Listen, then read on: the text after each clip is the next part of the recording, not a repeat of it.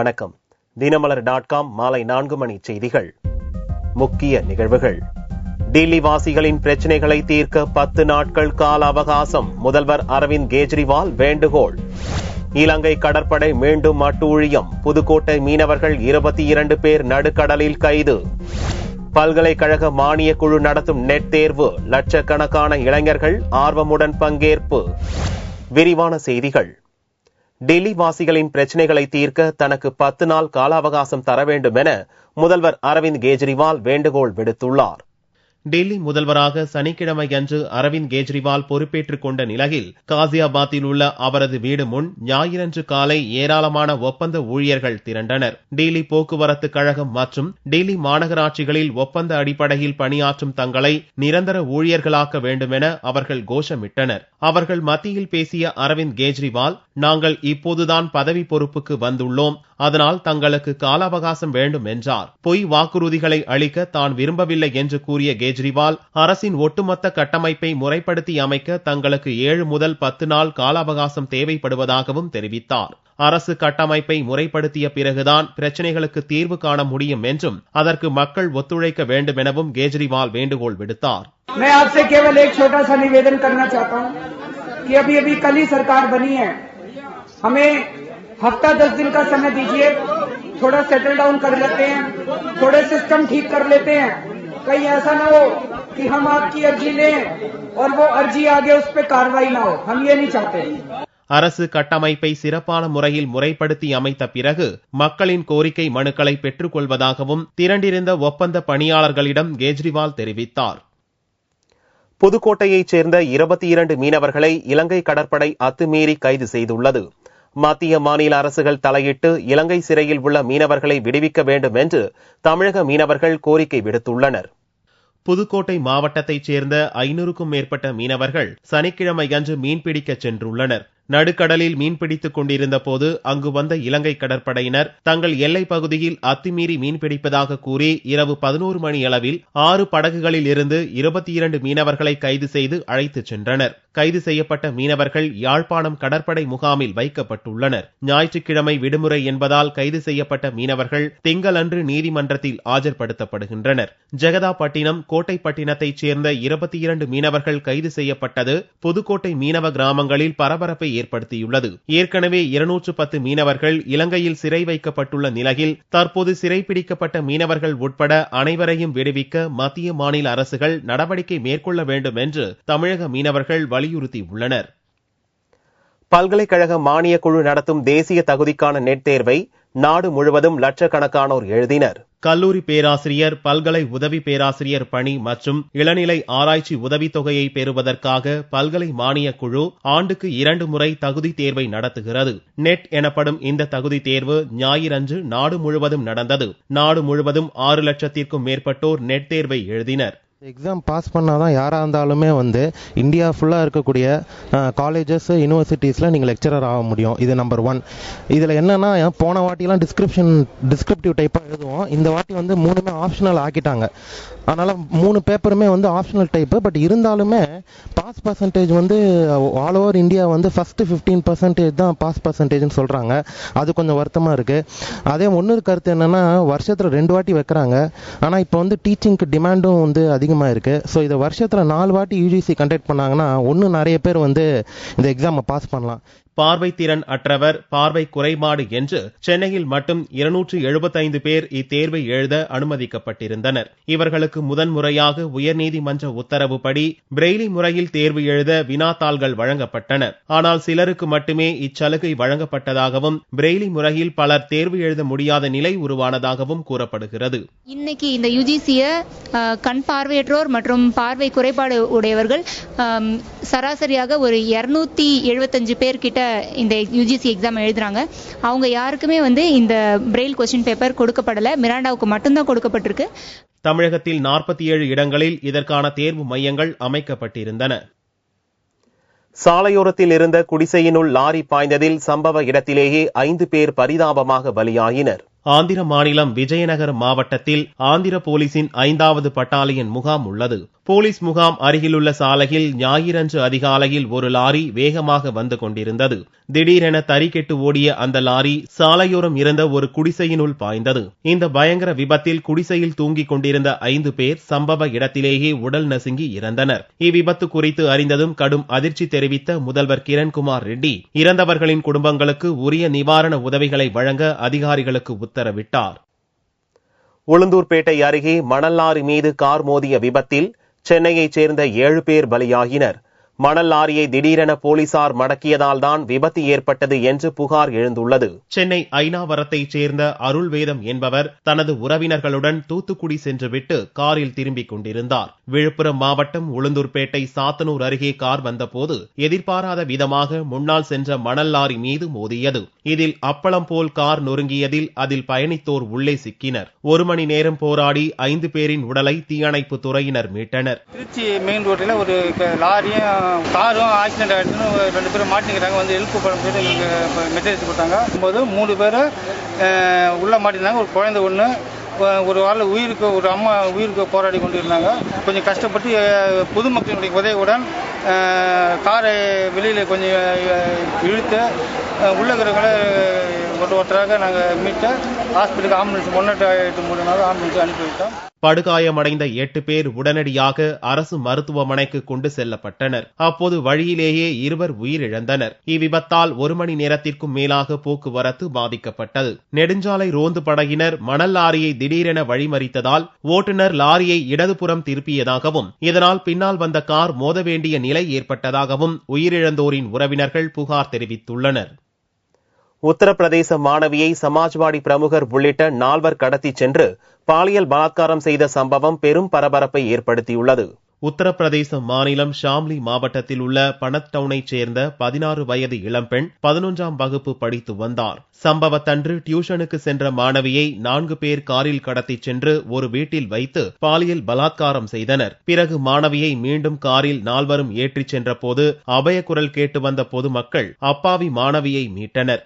ஃபெரோஸ், பர்வேஸ் என்ற 2 காமுகன்களை சுற்றி வளைத்து பிடித்து போலீசில் ஒப்படைத்தனர். கைதான 2வரும் மாணவியுடன் படித்து வரும் சக மாணவர்கள் என்பது தெரிந்தது. मैं घर से ट्यूशन के लिए गई थी. 4 लड़के आए. उन्होंने मुझे गाड़ी में डाला, जबरदस्ती मेरे मुंह पे जैकेट डाली, मुझे बेहोश किया, गाड़ी में डाल के लेके गए. उन्होंने चारों ने बारी बारी से मेरे साथ गलत काम भी किया. उसके बाद मारा पीटा, मुझे बेहोश करके उसमें गाड़ी में डाल दिया. उसके बाद मुझे ये नहीं पता वो लोग कहाँ लेके गए. किया मेरे साथ बदतमीजी भी की.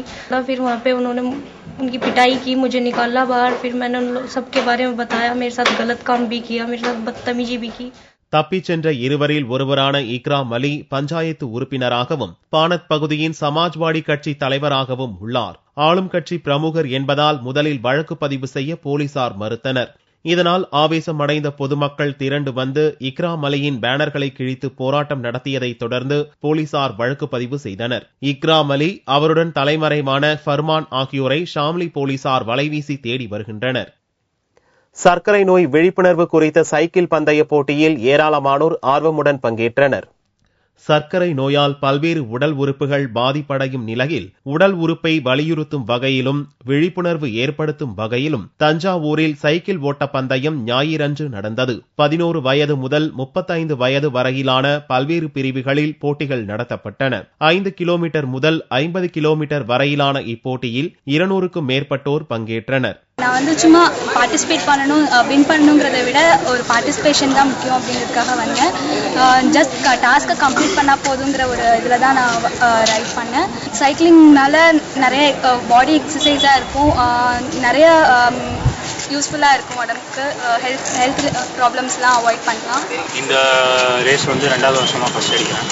ஏன்னா சைக்கிளிங் பண்ணுறதுனால உடம்புல நோய் நொடி இல்லாமல், எந்த உடம்புல பாதிப்பு இல்லாமல் எதிர்ப்பு சக்தி அதிகமாக இருக்கும். போட்டி ஒரு பக்கம் நடந்தாலும் சைக்கிள் ஓட்டுவதன் அவசியத்தை வலியுறுத்தும் வகையில் துண்டு பிரசுரங்களும் வழங்கப்பட்டன.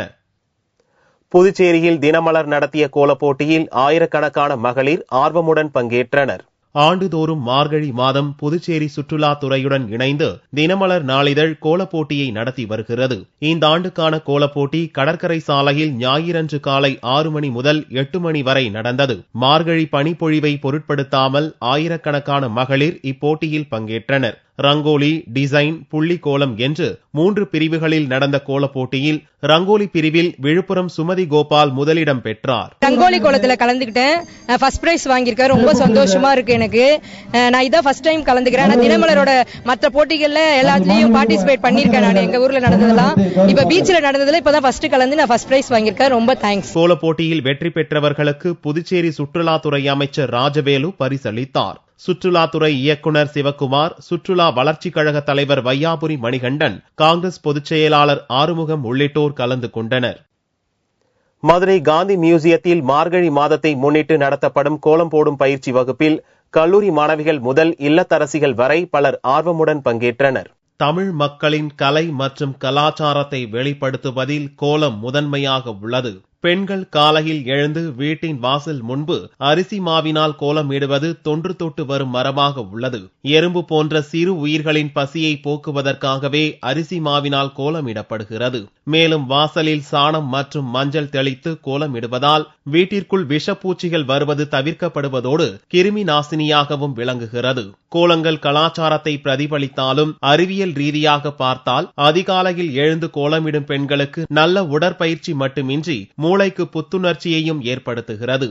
தற்போது தொழில்நுட்ப வளர்ச்சியால் பல வீடுகளில் பெண்கள் கோல ஸ்டிக்கர்களை வாங்கி வீட்டின் பூஜை அறை மற்றும் பிற அறைகளில் ஒட்டி விடுகின்றனர். மேலும் பரபரப்பான இந்த விஞ்ஞான உலகத்தில் பெண்களும் வேலைக்கு செல்வதால் காலை வேளையில் வீட்டின் முன்பு மணிக்கணக்கில் உட்கார்ந்து கோலமிட நேரமில்லாததால் கோலம் போடுவதை தவிர்க்கின்றனர். இந்நிலையில் பாரம்பரிய கலையான பெண்களின் கற்பனை திறனை அதிகரிக்க செய்யும் கோலத்தை இன்றைய தலைமுறையினரும் அறிந்து கொள்வதற்காக மதுரை காந்தி மியூசியத்தில் மார்கழி மாதத்தை முன்னிட்டு சிறப்பு பயிற்சி அளிக்கப்பட்டது.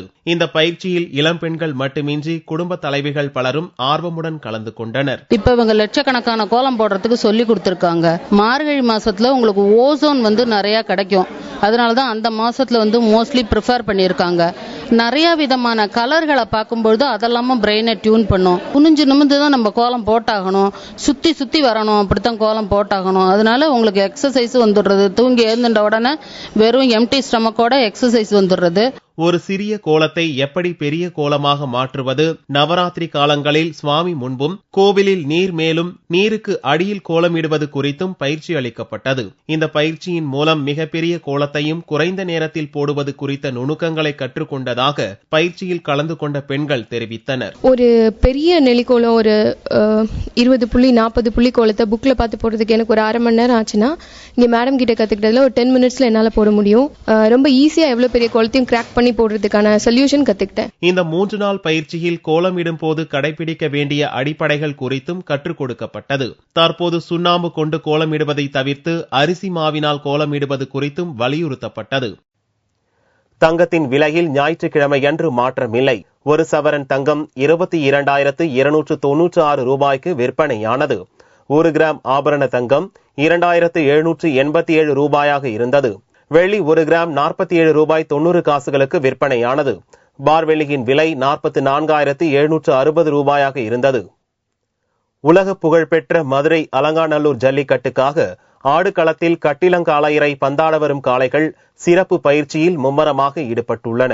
பொங்கல் பண்டிகையை முன்னிட்டு தமிழர் வீர விளையாட்டான ஜல்லிக்கட்டு அவனியாபுரத்தில் ஜனவரி 14ஆம் தேதியும், பாலமேட்டில் ஜனவரி 15 மற்றும் அலங்காநல்லூரில் ஜனவரி 16ஆம் தேதியும் நடக்கிறது. உச்ச நீதிமன்ற வழிகாட்டுதல் படி மாவட்ட நிர்வாக மேற்பார்வையில் விழா குழுவினர் சார்பில் ஜல்லிக்கட்டு ஏற்பாடுகள் துரிதமாக நடந்து வருகின்றன. 2012இல் நடந்த ஜல்லிக்கட்டு கட்டுக்கோப்பாக வெற்றிகரமாக நடத்தி முடிக்கப்பட்டது பாராட்டு பெற்றது. இந்த ஆண்டும் அதேபோல் சிறப்பாக ஜல்லிக்கட்டை நடத்த விழா குழுவினர் முடிவு செய்துள்ளனர். ஜல்லிக்கட்டில் கலந்து கொள்ளும் காளைகளுக்கு சிறப்பு பயிற்சியாக மலையேற்றம், நீச்சல், நடை மற்றும் ஓட்ட பயிற்சி, மண் குத்துதல், வடம் போட்டு பழகுதல் என தினமும் காலை மாலை 2 மணி நேரம் கடும் பயிற்சி அளிக்கப்படுகிறது. களத்தில் குதிக்கும் தனது காளை வெற்றி பெற்றே தீர வேண்டும் என்பதற்காக 6 மாதத்திற்கு முன்பிருந்தே பயிற்சியில் காளைகள் களம் இறக்கி விடப்பட்டன. நாங்க சார் எங்க பாட்டேன், எங்க தாத்தா, எங்க அப்பா, இப்போ என்னோட காலத்தில் 4 தலைமுறை நாங்கள் மாடு வளர்க்குறோம். இந்த ராஜான்ற மாடு ஒரு 60 ஸ்லீட் போயிருக்கும் சார். 60 ஸ்லீட்டில் இது வரைக்கும் எந்த ஸ்லீட்லையுமே பிடி மாடு கிடையாது. போராடமுறை வெற்றி பெற்று தான் வருது. எங்கிட்ட இருக்க மாடு பூராமே நாங்கள் நெருக்க நல்லா ட்ரைனிங் கொடுத்து நீச்சல் போட்டு காலைல எழுந்திரிச்சு ஒரு கிலோமீட்டர் நடக்க விடுவோம், மண்ணு குத்து விடுவோம், ஒரு அரை மணி நேரம் மண்ணு குத்து விடுவோம். நீச்சல் போடுறது காசை வந்து நாங்கள் பெருசாக நினைக்கலைங்க சார். பாரம்பரியத்தை வந்து விட்டு கொடுக்க கூடாதுன்றனால வளர்க்குறோம் சார். 20 மாடு இருக்கையில வந்து டிராக்டர் செக்அப் பண்றாங்க சார். இந்த மாட்டுக்கு வந்து சாராயம் ஊற்றி விட்டுருப்பாங்க இப்படின்னு தான் சொல்லி செக் பண்றாங்க. அது நல்ல இதுதான் சார். நான் அரசு என்ன சொல்லுது அதை நாங்கள் கேட்டு நடந்துக்கிறோம் சார். ஆனால் அரசு எங்க கோரிக்கையும் கொஞ்சம் எடுத்து நடத்தினால் கொஞ்சம் நல்லா இருக்கும் சார். காளைகளுக்கு இணையாக காளையர்களும் தயார் நிலையில் உள்ளனர். 20 நாட்களுக்கு முன்பு விரதம் இருக்கும் மாடுபிடி வீரர்கள் ஜல்லிக்கட்டுதான் தங்களது வாழ்வின் முக்கிய நாள் என்றனர். நாங்க வந்து மாடு பிடிக்கிறதுக்கு வந்து எப்படின்னா மாட்டையும் போட்டு பழகிட்டே இருப்போம். அந்த எங்களுக்கு வந்து கோச்சிங் பண்ணிட்டே இருப்போம். அதாவது ஒரு 20 நாள் 25 நாள் வந்து நாங்க சாமிக்கு விரதம் இருப்போம். எங்களுக்காண்டி எதுவும் ஆயிடக்கூடாது அப்படின்றக்காண்டி, காயங்கியம் பற்றக்கூடாது அப்படின்றக்காண்டி சாமிக்கு விரதம் இருந்து மாடு பிடிப்போம். வந்து மாடு நிறையா 4 வருஷம் பிடிச்சிருக்கேன். சைக்கிளு, கிரைண்டரு, ஃபேனு, தங்க காசு இதெல்லாம் பிரைஸ் வாங்கியிருக்கேன். மாடுகள் இடிபாடுகளில் சிக்காமலும் சோர்வடையாமலும் இருக்கவும் இம்முறை முதல் முறையாக மாடுகளுக்கு டோக்கன் வழங்கப்படுகிறது. டோக்கனில் குறிப்பிட்டுள்ள வரிசை எண்ணை அழைக்கும் போது மட்டும் வாடிவாசலுக்கு மாடுகளை அழைத்து வந்தால் போதும் என்று விழா குழுவினர் தெரிவித்துள்ளனர். மீண்டும் செய்திகள் இந்திய நேரப்படி இரவு 8 மணிக்கு. வணக்கம்.